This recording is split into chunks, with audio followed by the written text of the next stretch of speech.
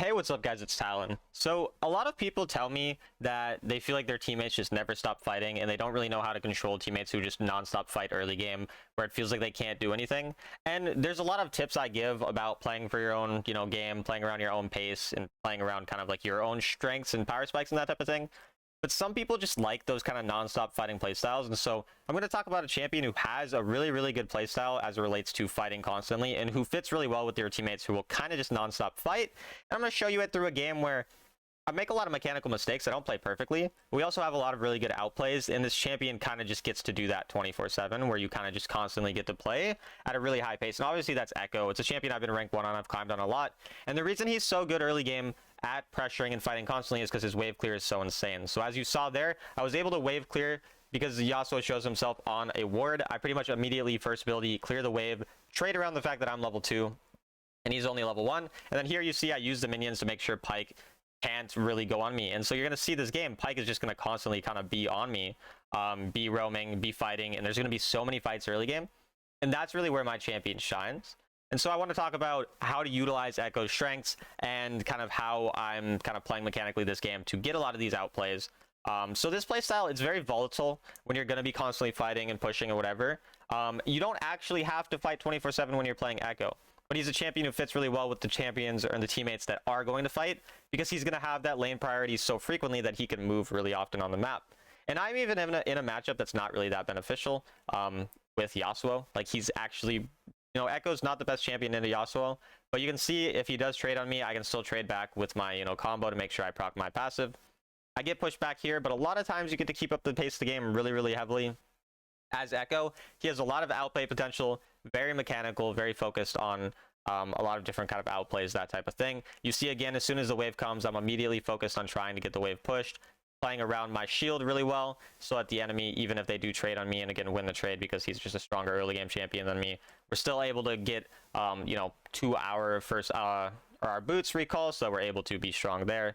And then again, just kind of focusing on getting that prio so that we have the ability to roam. And even though in this game there wasn't any fights, for the first 2 minutes, oftentimes if your teammates are fighting really early, really aggressive, you have that lane priority to be really aggressive. And then again, here you see I go back to lane. I'm immediately trying to get that prio. Again, because of my matchup, it ends up being a little bit harder, but we're still able to get a little bit of that outplay with the second ability onto the Yasuo.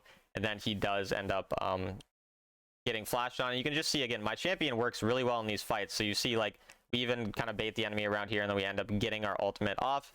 And this is a very common thing that you need to be doing with Echo. So if you're planning on playing in a lot of fights and a lot of skirmishes, those types of things are going to be very common, where you're going to use your third ability auto attack and first ability, or you're going to use your third ability auto attack, then first ability, then auto attack again. And then after you do that, you start running away with the movement speed you get from the fact that you procced your passive. And then after you run away for a bit, oftentimes if the enemy are still stuck fighting in that situation, then you'll end up going, ulting back in on them, as you saw there. And then there you saw, again, just nice mechanics. Shout out to Soraka for the rotation.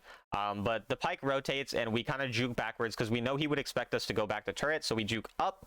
He's not able to hit us, and we use that fact to then run away. Again, it was very close, but we're able to do that. And the reason, again, that Echo is so strong in these types of weird games is just because he has that outplay potential. He has the movement speed from his passive if you proc, which again, if you just basically proc 3 points of damage, whether it's 2 auto attacks and an ability, 3 auto attacks, 3 abilities, whatever it is, you get 3 of them, you get that movement speed, you get that bonus damage on the next, on the attack, the third attack.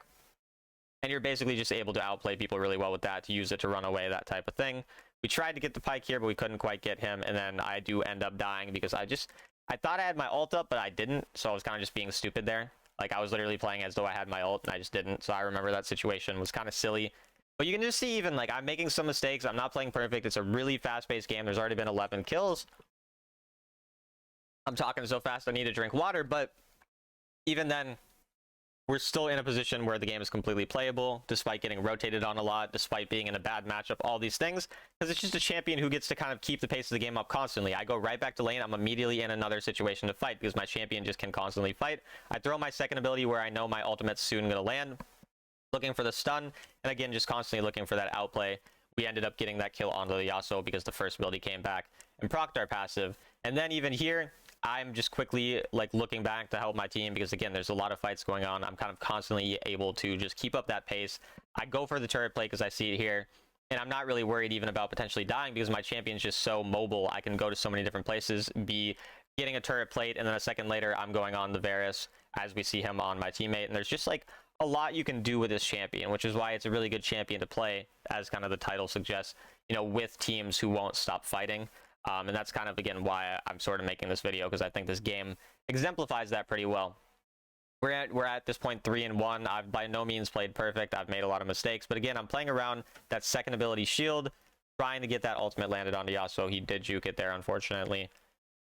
But yeah, there's kind of a couple really important things to understand when you're playing this style as Echo. The first, again, is kind of the thing I talked about using your initial combo to proc the passive and then run away before you're eventually ulting back. The other thing is when you do that, you need to make sure you use your second ability back onto where you're planning to land so that you can ult back onto like your second ability. That's a really common thing that you kind of want to keep in mind. And then again, just as much as you can have prio, that's really what you want. So you need to be pushing that wave as much as you can anytime that you're in a position to push the wave so you can rotate, help your team. Even here, I end up going back to the fight because I know I'm still high enough health. I have the Soraka healing, and I'm going for the stun, which we get onto the Camille. So then she dies. Our teammate ends up getting the steal, and you can see there's 18 kills in 6 minutes. So again, like that's why with a jungler like Pantheon, like Lee Sin, Vi, Diego, those types of champions, Echo's going to work really well with them because he's not only going to be AP when they're AD, but he also, again, just keeps up the pace of the game so that those early game champions can play really well with him. Whereas a lot of times if you try to play an AP champion with those champs, it's just not going to work as well because a lot of those AP champs are more late game focused. Even here, again, another messy fight, but we're just constantly looking for those skirmishes. My ult nearly comes back up. Unfortunately, I do die. I could have ran away a bit further, but my ult was about to come back up, so I was kind of sad about that. But again, we're just constantly, we push the wave, we rotate to the fights, we're constantly playing around these fights with our team. Is this the cleanest game of all time? No, but I mean, a lot of ranked games aren't very clean.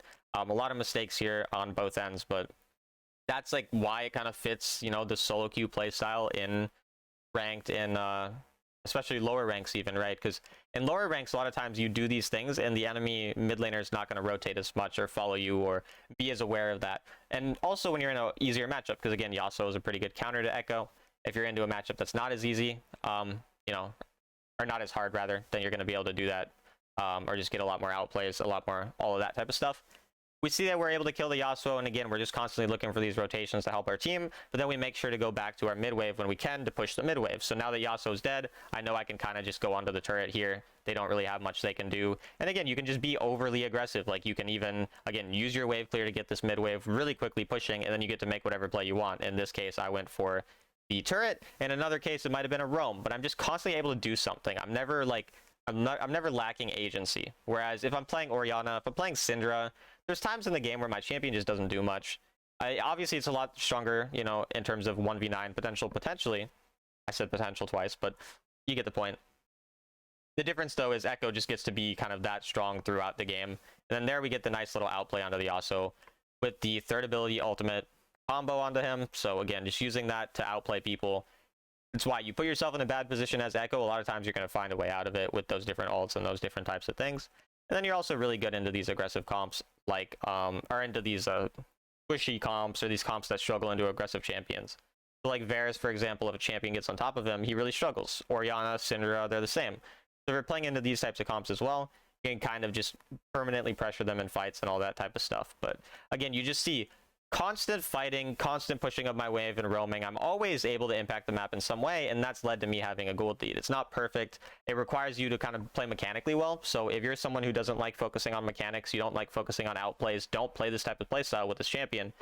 But if you kind of enjoy the more like sort of maybe a little reckless gameplay sometimes, this is the type of champion for you. And that's again kind of why I wanted to show it. Again, I go on the mid wave right away because I know I have my ult, I know I have my third ability, my second ability, all those things to kind of help me stay alive if I need to. So I'm in a relatively safe spot still. And then again, I'm waiting for that mid wave to come. I'm going to throw my second ability on the mid wave so that I'm safe on the mid wave again. And then I can rotate and help my team again right after. So you just see it's like a constant kind of cycle. And at this point, there's a top lane wave. So I end up wanting to go for the top lane wave just because I can cover it for free. There's nothing really going on. And so even though there's been a bunch of fighting, there's certain times where you still just need to cover a wave and just play in a pretty straightforward manner. You're just you're covering a wave, you're pushing it out, and then here you saw I pushed one wave. I know there's another wave coming, and then there's even one more wave coming, so I go and push it. I guess I kind of missed the fight here for you guys, so my bad there. Basically just playing around our second ability to make sure we can stun the Aatrox. Luckily our jungler comes as well, so shout out to him. And then we end up killing the Aatrox, and again just getting another wave. So now the objective is about to spawn, so we can go to that as well, which is another nice thing. You kind of constantly get to go to the objectives. You can push the side lane, you can side lane really well when you need to, and then you can still come right back, team fight really well, all those types of things. So you see now my team's covering mid, so I decided I'm going to cover the bot lane. I was covering top lane when nobody did. Now I cover bot. You can kind of be all over the map, constantly rotating, constantly in a position to fight. And then we end up rotating mid right after we push the bottom lane, as you see here, finding the Yasuo, getting a lot of damage on him, that type of thing. So then at this point, I think we get stunned for about 14 minutes, and I just couldn't move here. And then I think like I was able to ult for like half a second there, but I didn't. Like I think I was clicking it so much that my hand like slightly moved off, and then I missed the ult button. So I was stunned for so long that I like forgot to click my, I don't even know, but somehow I died. I should have clicked my ult, but I was stunned for so long that I got kind of confused. But again, like even with all these mistakes, the game is still not bad. Partially due to team. I mean, don't get me wrong, if my team was running it, it'd be, you know, a bigger mistake. Shout out to Pantheon here for kind of smurfing that, but you can just see like you're able to keep up in these pace of these games, or with the pace of these games. And even if we did die there and our team didn't win the fight, it's not the end of the world because there's not like a Baron up immediately after. But we respawn now, and now we want to side lane on the same side of the objective that is spawning, which in this case is the Baron, obviously. And again, that's kind of just a constant timer that you have to follow as well. So it's like you need to make sure you have that prio so you can rotate to the first objective around 5 minutes. So you try to get prio around 4:45, 4:30. Then after that, after the objectives are killed, you can go side lane, you can farm, you can do whatever you need. But then you want to make sure you have prio again for that second objective, and then same thing around 11:30 right before Baron spawns. So you can see, even though all my team is fighting bot, or not all my team, my Fiora is fighting bot and whatever, I'm not worried about that. I'm worried about controlling the Baron, getting vision on the Baron side of the map, going back towards mid so I have control over the mid lane, and ideally hitting my item spike as well, because I'm really close to death cap. So if I'm able to hit the death cap, as long as the enemy don't go Baron right away, then I'm pretty happy. So you can kind of see that's why I'm zoning the Baron. Like I'm not recalling right now because they might go Baron. I don't want them to do that. Whereas if I knew they wouldn't go Baron, I would just recall for death cap right away. And then here we kind of get into a bit of a messy fight. But Camille gets split apart from her team, so we're able to get a decent little outplay, or not outplay, but just a kill onto her there. And then we have the ult as well. We get a bunch of damage on the Aatrox, and then we flash away. And again, even go back in, throw our third ability, our second ability onto them, and it's kind of just a nice little outplay. Again, kind of a lot going on there. That's why you can see like this champion has a lot going on, but you're pretty much like you find a target, block them down, you get as much damage as you can onto them. Ideally, you get a second ability onto them, run away. If you see an ult angle like I did there, you obviously are going to ult onto them, get as much damage off as possible, and then look for something like that. And then here we know that Varus has a chance of stealing, so I'm not actually flipping the objective with my team. I'm trying to zone the Varus, and then I know here, even if I did die, I'm not that worried about it, because the main thing is just keep him away from my team so that we can get the Baron.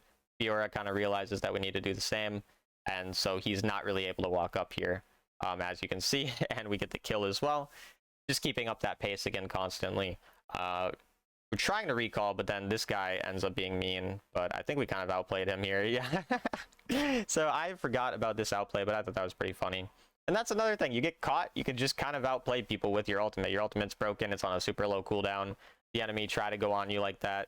And even though it's a really fed Aatrox, or not really fed, but a really like strong up close champion like Aatrox, and I was half health, I'm still able to outplay him there.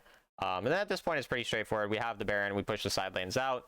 Then we can go towards fights if we need. I didn't even see how I killed him here. I guess I just threw my second ability on him, tried to look for the outplay, and then Pyke was being mean there. But yeah, I mean, I land the ultimate on him, so you just kind of see all that damage. And then we have the stasis to get the outplay there as well. We get this stun on him. And again, just constant fighting. I know video kind of redundant. Mostly it's about the gameplay, frankly, in terms of like showing you guys the fighting and how much the champion does, more than like explaining macro in the same way that I'm often, you know, explaining more like concepts or things that I'm doing. In this game, it's kind of like showing you how you can give yourself the chance to fight constantly and how champion choice can change that too. Because like, for example, the way my jungler plays, he's kind of fighting, he's ganking a lot, whatever. He can do that because he's Pantheon. He couldn't do that if he was playing, I don't know, Kayle jungle. And so your champion choice should really kind of dictate how you're playing the game as well, rather than just playing the same way every time. So even though I tell you guys, you know, farm a lot, play consistently well, if you're playing certain champions, sometimes you have to be a bit more aggressive, look for more outplays, that type of thing. And then you're going to find yourself in these positions. And again, some people don't like this play style, some do. Kind of up to you for that. But again, just base it on your champion choice in terms of how you're playing. And yeah, I mean, at that point, we end the game. Pretty straightforward there. I think we get the MVP as well. So yeah, I hope you guys enjoyed that video. I know it's a little all over the place. It's kind of the point because it was, you know, a very chaotic game. So I hope you guys enjoyed, and I'll see you in the next one.